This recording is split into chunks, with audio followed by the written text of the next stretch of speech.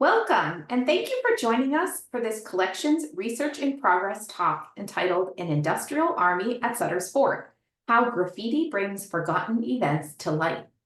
My name is Emma Silverman, and I'm the head curator for California State Parks in the Capital District. In my role, I support the team that preserves museum collections and develops exhibits for park units in the Sacramento region, including, of course, Sutter's Fort State Historic Park. Today's Collections Research in Progress talk was developed in collaboration with our nonprofit partner organization, Friends of Sutter's Fort, which is focused on efforts to make Sutter's Fort a vibrant hub of community and learning. As with most museums, the majority of state park museum collections are in storage rather than on public display. This is especially true for Sutter's Fort, which, with about 50,000 items in the collection, is one of the largest museum collections in the state park system. Yet Sutter's Fort has little exhibit space on site that is safe for delicate historic objects. For this reason, outlets like this Collections Research in Progress talk you'll hear today are crucial for sharing with the public the rich histories told by our historic objects and sites. Here at State Parks, we are lucky to have many early career museum professionals who work with us in part-time or project-based roles. These budding curators and historians sometimes become entranced by the mysteries of the collection, and the talk you'll hear today by Nathan Wentz is certainly an example of this phenomenon. In 2023 and 2024, Nathan worked as a Park Interpretive Specialist for California State Parks as part of a project to catalog and rehouse archaeological items in the State Indian Museum collection. Nathan holds a bachelor's in history from Sacramento State University. Prior to his position with State Parks, he worked for the Sacramento History Museum as a tour guide and researcher and built trails with the Conservation Corps in Texas and Utah.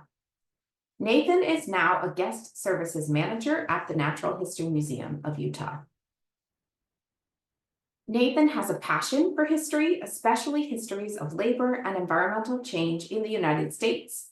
During his time with Parks, he discovered some late 19th century graffiti in the attic of the central building at Sutter's Fort, which led him down a fascinating path into the research he will share with you all today.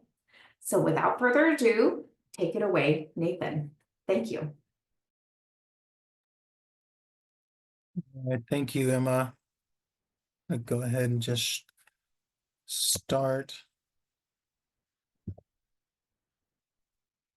Oops. As we get started, I want to thank Friends of Sutter's Fort for hosting and sponsoring this, and I also want to thank Emma and my colleagues at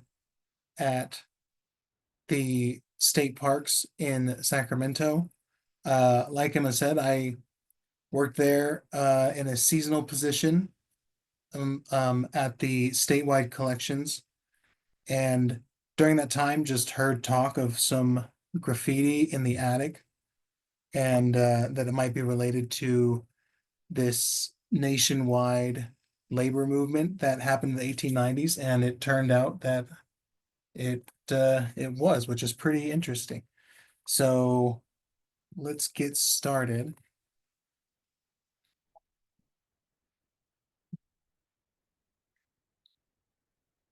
All right. We're going to start with this. This is an image of a painted image of Sacramento, or drawn image of Sacramento from a bird's eye view in 1890 from just above the Sacramento River. You can see the river down here. The I Street Bridge is over here. The Capitol building is over here. But can anybody make out where Sutter's Fort is? I kind of doubt it, so let's zoom in a little bit. It's still pretty hard to make out which is the building, but here's the Capitol building to keep us in reference. There's the Capitol building again to keep us in reference. And out here on the outskirts of town, just one little building is Sutter's Fort.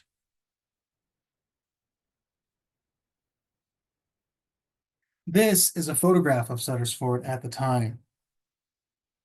By 1890, John Sutter had been dead for 10 years, and it was news of his death that spurred interest in the old fort's preservation. It had, in fact, been slated for demolition until the native sons of the Golden West stepped in with plans for a complete restoration of the place. It took all of the 1880s to get the project approved and in motion, but by 1891, reconstruction was happening at a rapid rate. These are images drawn based on photographs taken in 1895 and published in Harper's Weekly. The central building, and the only building historic to Sutter's time, was refurbished. Walls and towers were reconstructed, and even the old cannons were relocated and brought back. It's tough to pin down a date that the fort's reconstruction was finished, but it's sometime in 1894-95. As you can see, people couldn't wait even till then to make their mark on the new monument. Someone carved this LC into the wall, apparently in 1892, pretty early on in the construction process. Who knows how old this RP and Brady are? So why weren't these large engravings fixed during the rest of the renovation? Likely because they are tucked away in the dustiest, most overlooked part of the fort, the attic at the central building. This obscure corner of the oldest building in Sacramento harbors over a century's worth of graffiti, little notes from history left by anyone close enough to this place with something to say. We need to do more research on the various graffiti left up here to know for certain the details of their occurrences, but some could date back to the Gold Rush era. Our focus today, however, is on a small sample of this graffiti that was drawn just as the restoration of the fort was winding down and its new walls stood secure. Here we see 3 different markings, all sharing commonalities. They're all written in lead pencil. The name R.J. Crosby is present in 2, with the matching initials R.J.C. in the other. The name Jack Mintz as well is present in 2 of them, and Ida Ray in 1. We can gather that Crosby and Mintz are from Chicago. And there's this symbol, which this one here, which we will see in a second, Crosby is very fond of. The image on the left tells us the most information about why these 3 individuals are at the fort out of these 3. It reads, Sacramento Industrial Army camped here at Fort Sutter, May 4th, 1894, R.J. Crosby. Crosby was kind enough to leave us another note, more expansive than the other 3. We see that symbol from the last slide a few times. It's here, here, kind of looks like part of it here, up here.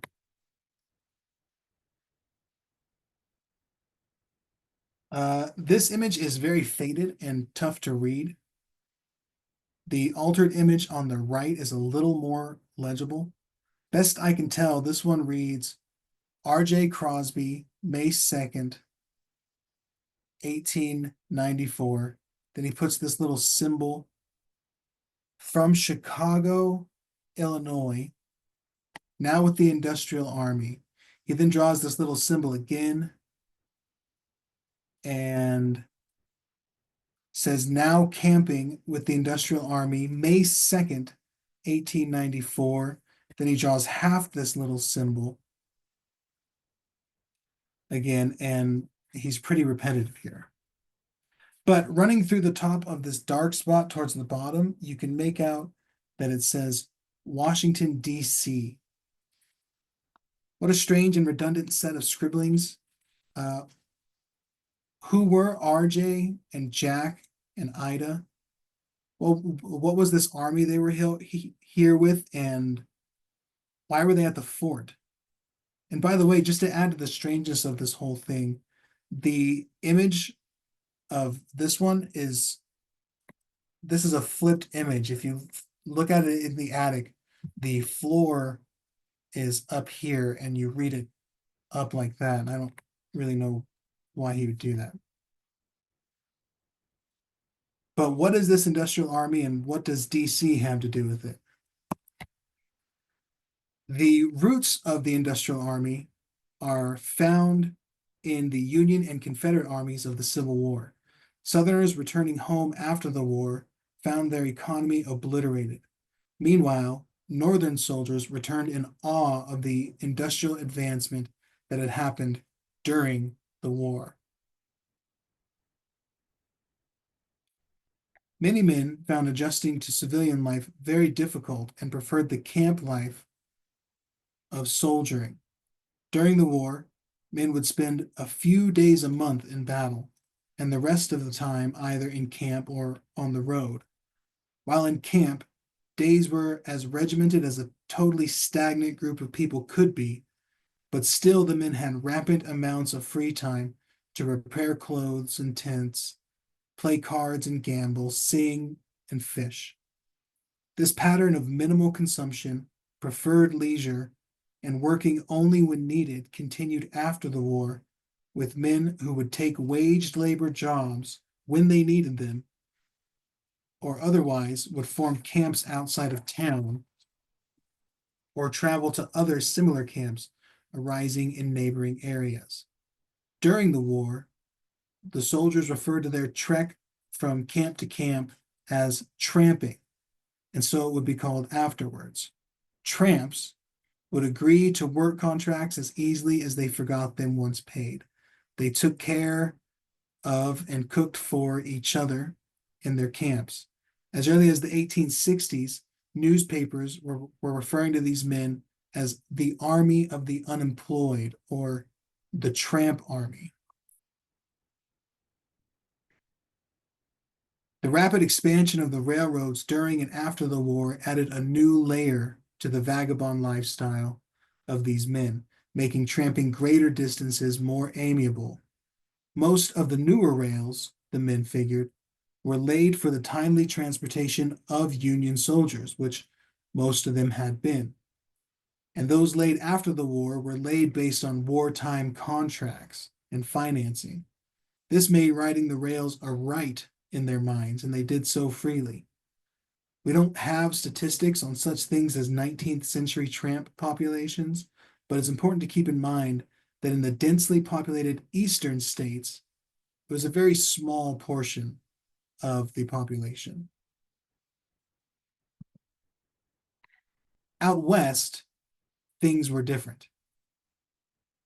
When we think about industrialization, our thoughts go to huge factories in places like Chicago, where raw material goes in one end and usable, consumable goods come out the other at speeds previously unimaginable. But that's only half the story. A factory can only put out as many goods as it has the material to make. Hence, suppliers of the raw material are wrapped up in the industrialization process as well. In the antebellum period, it was the South that supplied the growing number of northern factories with their raw material for production, mostly textiles. In the postbellum period, the West would acquire much of the agricultural burden previously laid upon the South, with California's Central Valley leading the way. Meanwhile, mining and timber harvesting made up most of the remaining economy of the West. Each of these tasks is seasonal, each is rural and in different areas, and essential for the industrial process. Out of necessity, wandering workers took to camp life between jobs. Out of necessity, these poorly paid Western industrialists started hopping trains to get from rural job to rural job. And out of their own necessity, Western rail companies were more amicable towards workers hopping rides than Eastern rail companies would be.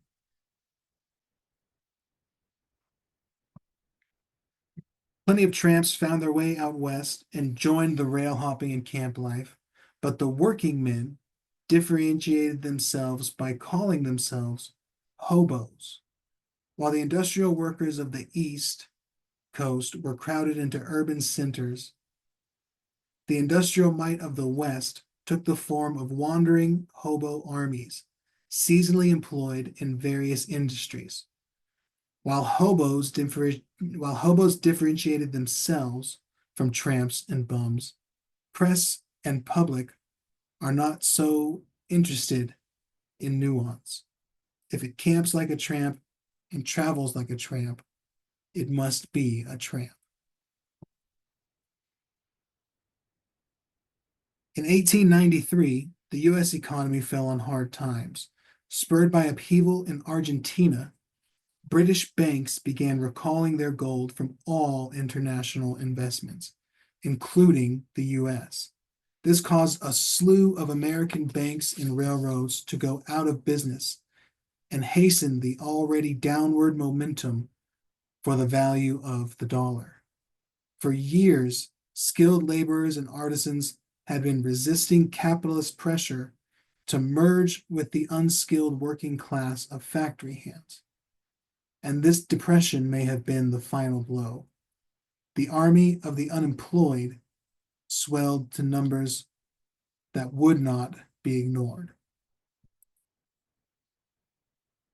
Jacob Coxey, the man on the left there, had made his millions in iron and owned a silica mine in Ohio.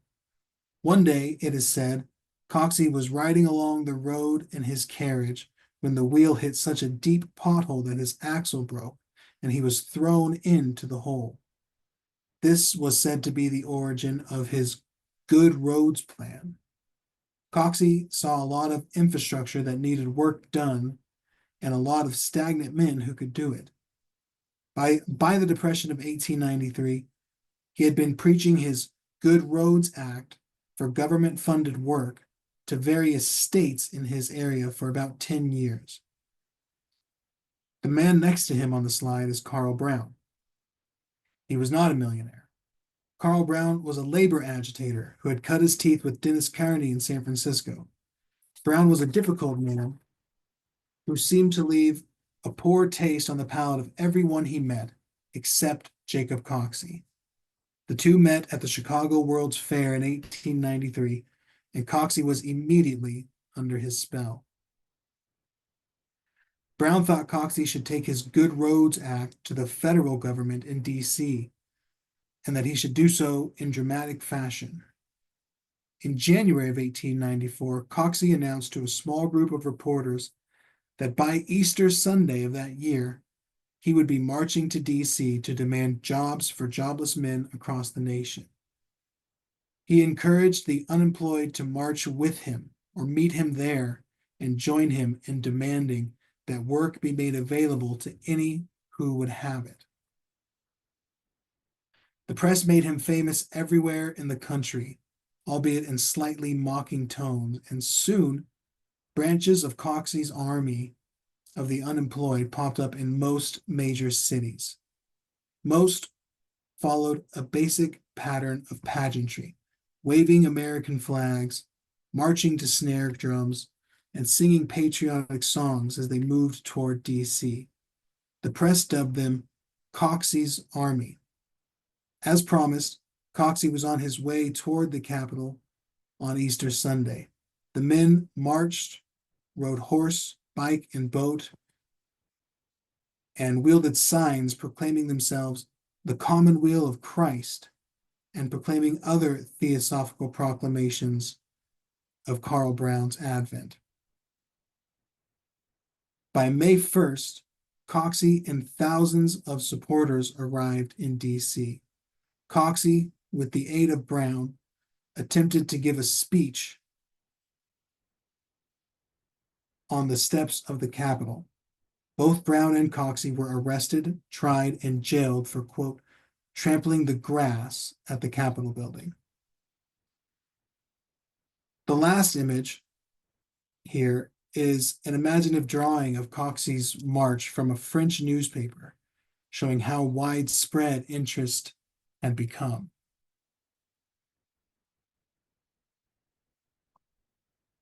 There was plenty to critique about the Coxie movement, and people did so from every angle. What did Coxie gain from this was a common question in the papers. Another serious criticism was that the movement generally lacked teeth and so would accomplish little. The most popular criticism of the movement was that it was not attracting a working class army, but the tramp army. But even those journalists who looked mockingly at what manifested in the East were left wide-eyed at what they saw rising out of the West. There stood industrial armies. Thousands of seasonal workers and unemployed men came together and organized with staggering ease. Engineers, railroad workers, miners, agriculturalists, foresters, and craftsmen showed a militancy that had been absent out east. Among men who had been governing themselves on the road, ignored and unsettled for years. 4 groups of over 1,000 men each formed in California alone.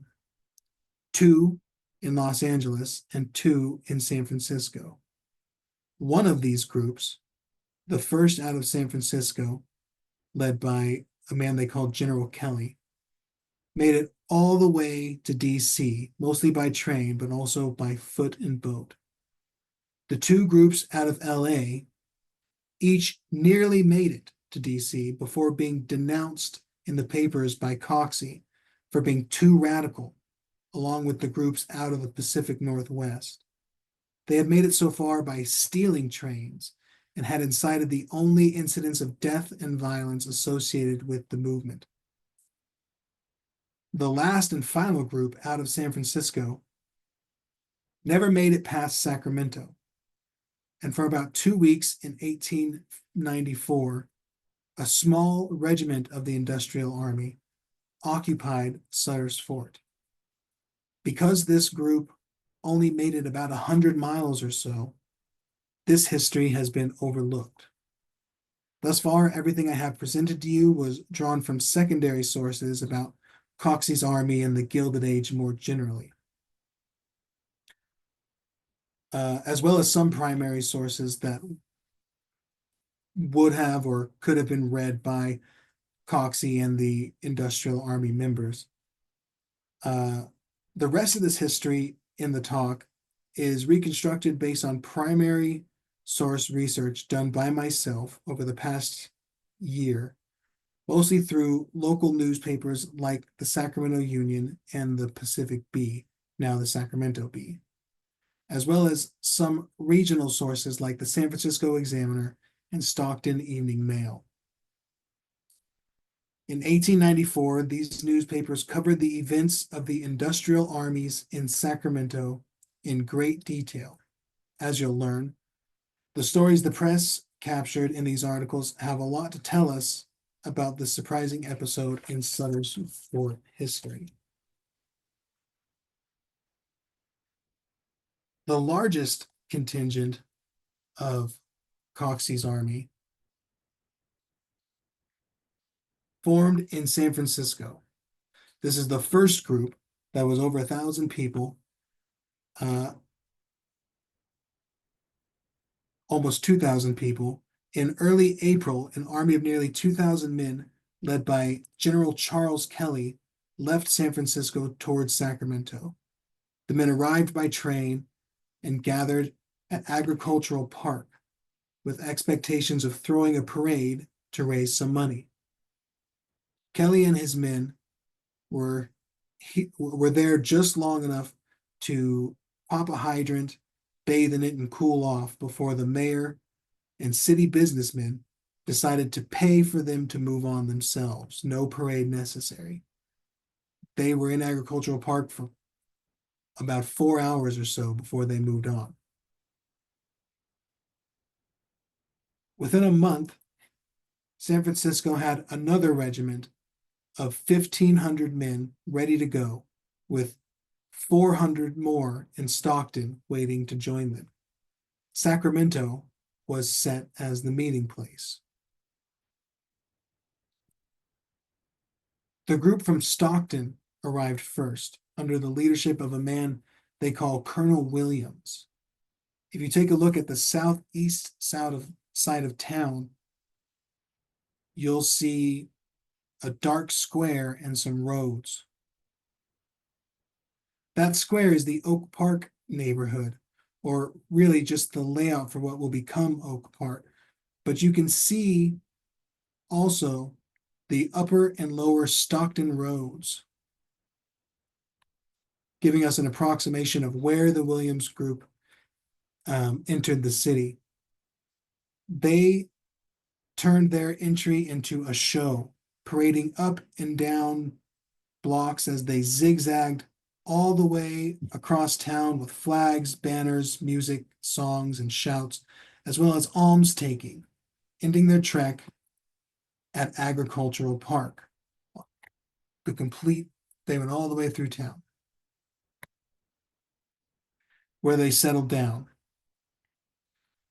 The next night, they held another parade, gathering crowds as they marched towards 10th and I Street to give speeches at the plaza, now Cesar Chavez Park. While there, a local veteran of the Civil War, Captain Cornelius Kellogg, made a show of honorably entrusting Williams and his men with his, quote, from the newspapers, silken flag which had been carried through the War of the Rebellion, and many rebel bullets had pierced it, with the promise that it be returned to him after the men had flown it over Capitol Hill in D.C. The night's final speech concluded with a man saying, "That flag is going to Washington if I have to carry it every foot of the way myself."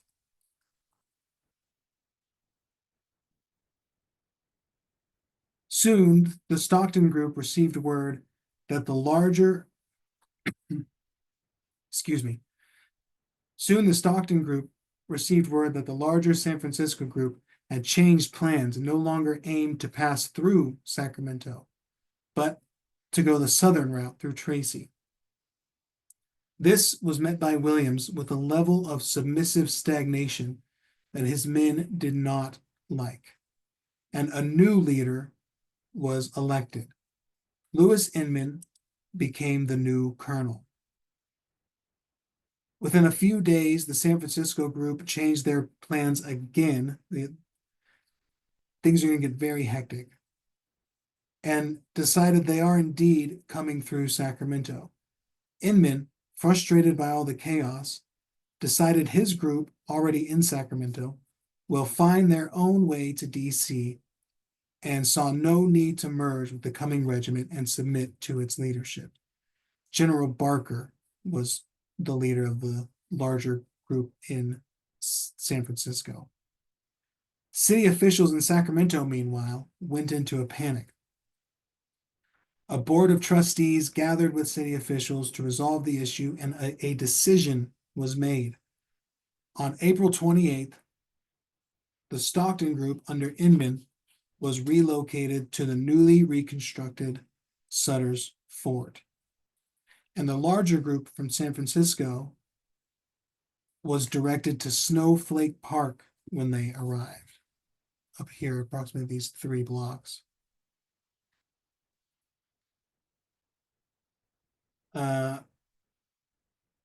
You can see here that Snowflake Park was a large baseball field. You can see that here. Between R and S streets. 2 days later, Inman, who had thus far been on good terms with city officials, was called to the office of Sheriff O'Neill. The sheriff had recently had a conversation with the warden of Folsom Prison, who insisted that he thought Inman looked familiar.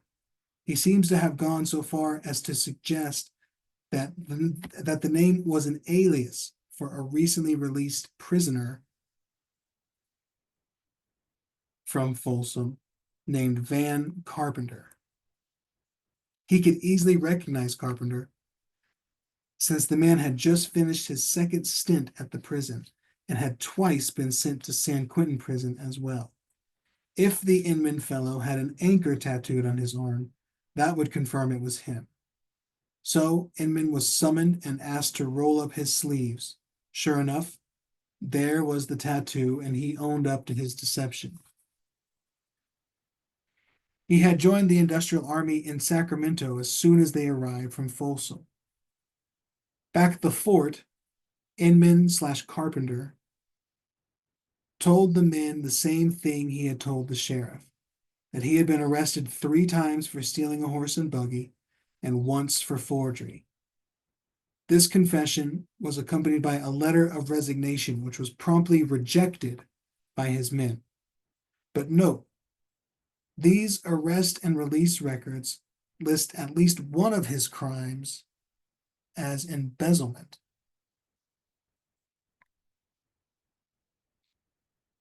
Carpenter was a decent leader up until this point and would continue to be in the coming couple of weeks.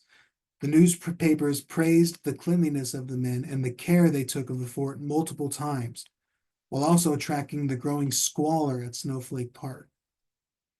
Carpenter keeps his ear to the ground for petty jobs around town and disperses them to the men. He even tries to negotiate a street cleaning contract with the mayor that never comes through. A couple of interesting notes about these groups here. The size of both groups, Carpenters and Barkers, had diminished significantly at this point. The minute the fort had been reduced to about 150, while the park harbored around 800. Most were skilled craftsmen and often had proof of former memberships in unions or guilds. People out of work from all industries: writers, teachers, engineers, foresters, miners, entertainers. Carpenter himself was a piano tuner by trade. Because the newspaper makes no mention of ethnicity of any sort, we can assume most, if not all, of those participating were of European descent. Also, the paper makes mention of only one woman. Her name is Fanny Smith, and she travels to Sacramento with the larger San Francisco group and General Barker, but does not stay with them in camp. She does visit occasionally and spends her time talking with reporters about what a vile fraud and a convict Carpenter is. Otherwise, she seems to be a source of food sometimes for the Snowflake group. By this point, Coxey was a few days away from D.C., and hopes of meeting him there were slipping. Barker insisted that he and his men were still going to get to D.C. and partake in the protest. Carpenter, meanwhile, was more honest, telling the press that most of his men were from out east like himself and came out here looking for work. Not finding any, they just wanted to get back east and joined up for the free transport. Unbeknownst to Barker, this was a popular sentiment among his group as well.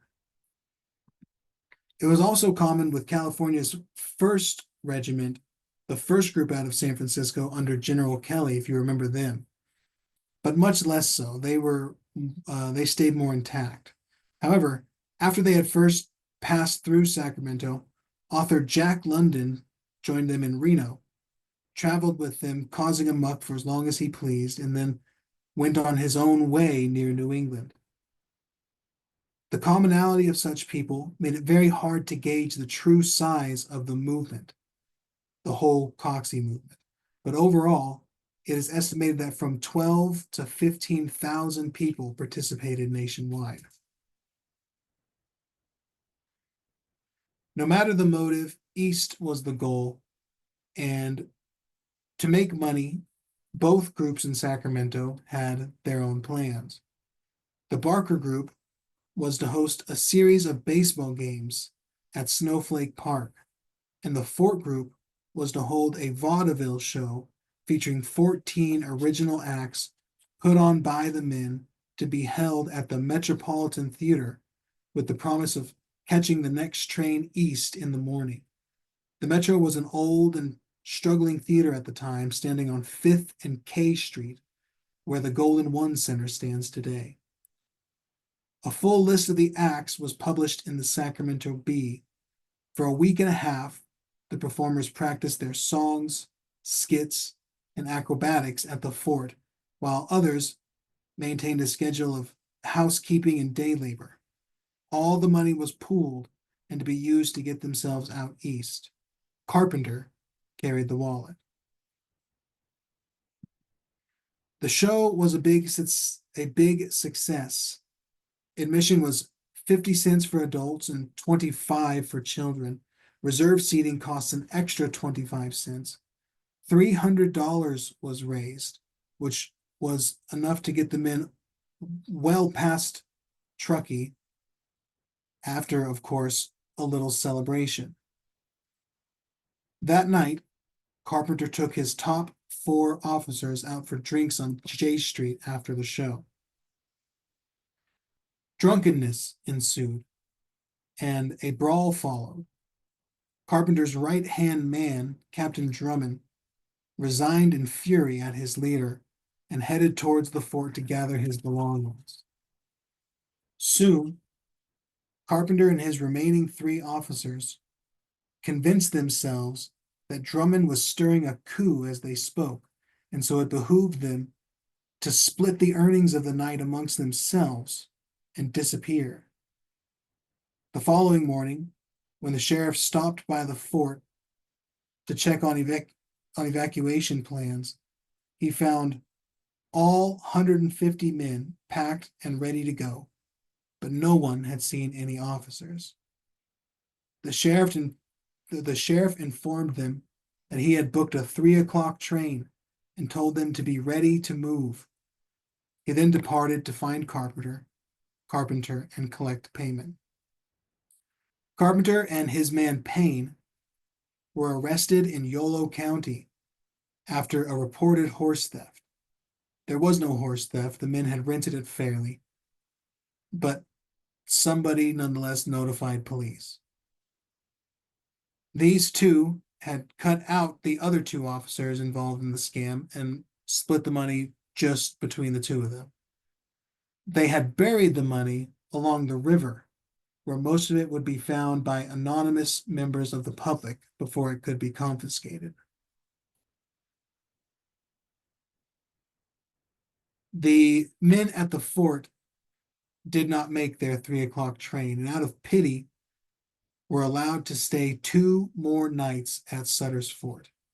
After that, city businessmen paid for their transport to Auburn, where they planned on putting on another show. In total, the 2nd California Regiment of the Great Industrial Army occupied Sutter's fort from April 28th to May 10th. And here's the register of visitors to Sutter's fort at the time, and you can see that the date just jumps from 4/27 to 5/11. It was in between those dates that the men were there. Despite the secret actions of R.J. Crosby and his pals in the attic, the fort was so well kept as to resume visitation the following day. From there, the efforts to move east deteriorated on all fronts. Barker's group, the larger group from San Francisco, split into 2. Half followed him to Fresno before going their own way, and the other half stole a train, only making it as far as Rockland before the event ended in bloodshed. As for the crew from the fort, they made Drummond their leader and were disappointed by a lack of local interest in their show in Auburn. With no money to move forward, they stole an eastbound train and rode it 6 miles to Clipper Gap before being stopped by company men. From there, they walked to Immigrant Pass and then disbanded.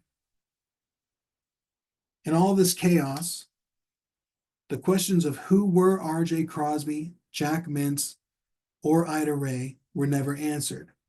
The dates given on the graffiti fall near the middle of the Industrial Army's stay at Sutter's Fort, after Inman was exposed to be Carpenter and before the big show. Who knows if they stayed around to partake in the event? Were they tramps, hobos, or petite bourgeoisie unsettled by the industrial tide and the economic depression? Though these three characters remain vague, research unfolded a larger national story that they and the fort were part of, and which without them would have been totally forgotten. And of course, this begs another question. What about the rest of the graffiti in the attic? What can we learn from or about LC or RP or Brady? What larger events put these people in the central building attic? Are any of these markings from the Gold Rush era? What other chapters of the fort's forgotten past lay entombed up there? Answering these questions will take time and research. As we end, I want to take a minute to again thank Sutter's Fort for hosting this, as well as my coworkers and supervisors that have helped make it happen. Thank you all.